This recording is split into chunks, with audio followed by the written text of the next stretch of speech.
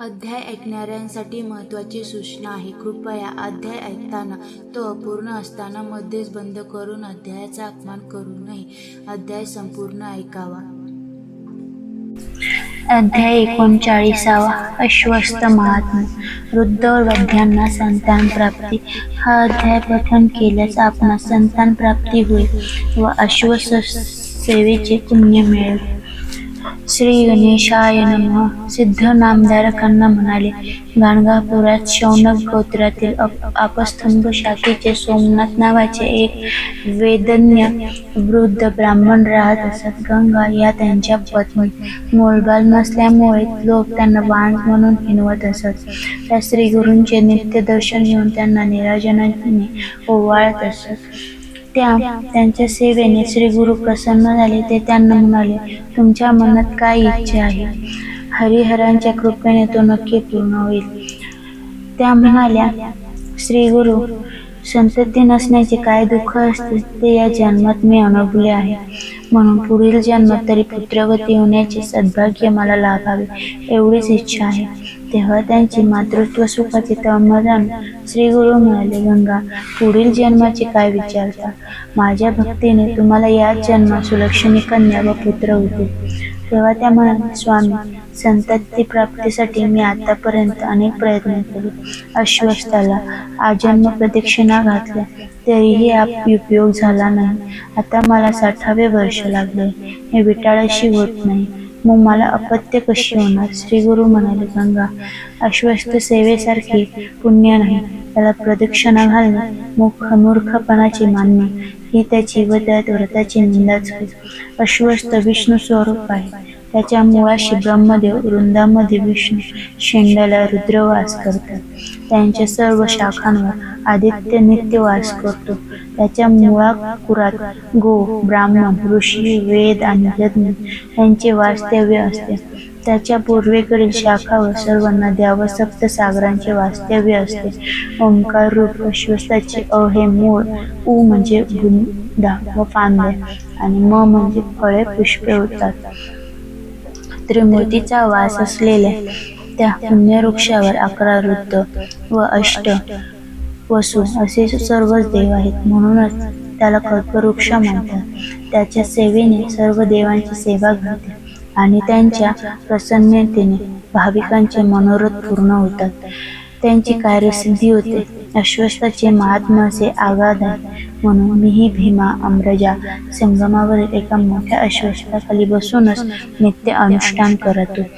मग श्रीगुरूंनी गंगाबाईंना नारद प्रणीत अश्वस्थाचा विधी समजावून सांगितला.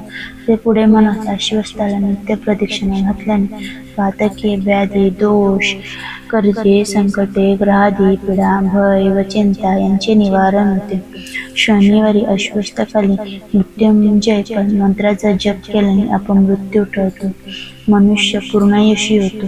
गुरुवारी व अमावस्येला अश्वस्थाच्या सावलीत स्नान केल्याने ब्रह्महत्येचे पातक जाते. त्याखाली एका ब्राह्मणाला भोजन दिल्याने कोटी ब्राह्मणांना अन्नदान केल्याचे पुण्य लाभते. त्याखाली मंत्र जप केल्याने वेद पठणाचे पुण्य लाभते. त्याखाली होम केल्याने महायज्ञाचे फळ लाभते. अश्वस्थाची स्थापना करणाऱ्याचे 42 कुळे स्वर्गात जातात, पण त्याचा घात करणारा पितरांसहित नरकात जातो. श्री गुरु गंगाबाईंना म्हणाले, संगमावरील अश्वस्थ हे आमचे स्नान आहे. त्या वृक्षाची एकाग्रतेने सेवा करा म्हणजे तुमचे कार्य होईल. त्यांच्या आज्ञेने त्या संगमावर गेल्या. तेथील शतकुलतीर्थात स्नान करून श्रीगुरूंनी सांगितल्याप्रमाणे विधीप्रमाणे अश्वस्थाची सेवा करू लागले. 3ऱ्या रात्री एक ब्राह्मण त्यांच्या स्वप्नात येऊन म्हणाले, तुम्ही गाणगापुरात जा. श्रीगुरूंना 7 प्रदक्षिणा घाला. ते जेथे ते भक्ष्य करा. तुमची इच्छा पूर्ण होईल. त्या दृष्टीने त्यांनी जाग आली. 4थ्या दिवशी अश्वस्थाची सेवा करून त्या मठात गेल्या. त्यांनी श्रीगुरूंना 7 प्रदक्षिणा घातल्या. त्यांना वंदन केले. त्यांनी त्यांना 2 फळे दिली व म्हणाले, सांगा, भोजन करून जा. व्रताचे उद्यापन करा. ब्राह्मणांना दानधर्म करा. मग ही फळे खा. आम्ही तुम्हाला कन्या व पुत्रे दिले आहेत. त्यांच्या आज्ञेनुसार व्रताची सांगता करून त्यांनी ती 2 फळे भक्षण केली. तर काय आश्चर्य! वृद्धापकाळ असूनही त्या सायंकाळी त्यांना ऋतू प्राप्त झाला. चौथ्या दिवशी स्नान करून त्या पतीसमवेत श्री गुरूंच्या दर्शनासाठी आल्या. दोघांनी त्यांची पूजा केली. 5व्या दिवशी पतिसंग करून त्या गरोदर राहिल्या. ही वार्ता कळताच लोकांना मोठे आश्चर्य वाटले. गंगाबाईंना एक कन्या झाली. त्यासमोर सोमनाथांनी खूप दान धर्म केले. 10 दिवसांनी ते दाम्पत्य कन्यांना घेऊन श्रीगुरूंच्या दर्शनास आले. त्यांनी त्यांना मांडीवर घेतले व म्हणाले, या कन्या शतायुषी होतील. त्यांचे पती ज्ञानी असतील. त्यांना पुत्र पौत्रे होतील. या सुखात आनंदात राहतील. या सर्वांना कंदे होतील. दक्षिणेचे भूपती यांच्या दर्शनासाठी येतील. गंगाबाई म्हणाले, गुरुदेव, आता पुत्रमुख व्हावे अशी फार इच्छा आहे. ते म्हणाले, तुम्हाला ज्ञानी पुत्र व्हावे असे वाटत असेल तर ते 30 वर्ष जगतील. शतायुषी पुत्र हवे असे वाटत असेल ते मूर्ख निपजतील. श्रीगुरूंच्या प्रसादाने आपली पुत्रे अल्पायुष्य होणार नाही अशी गंगाबाईची दृढ श्रद्धा होती. त्या म्हणाल्या, देवा, मला मोठ्या योग्यतेचे पुत्र व्हावेत. त्यांना 5 पुत्र असावेत. श्रीगुरूंनी तथास्तु म्हणून वर दिला. त्यांच्या कृपाप्रसादाने त्यांनी महाज्ञानी पुत्र झाले. कन्याचे भविष्यही खरे ठरले. हरिओम.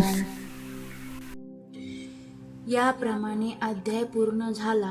तरी आपणास हा व्हिडिओ आवडल्यास यास आपण लाईक व शेअर करा, चॅनलला सबस्क्राईब करा आणि कमेंट बॉक्समध्ये अवधूत चिंतन श्री गुरुदेव दत्त महाराज की जय असे लिहा.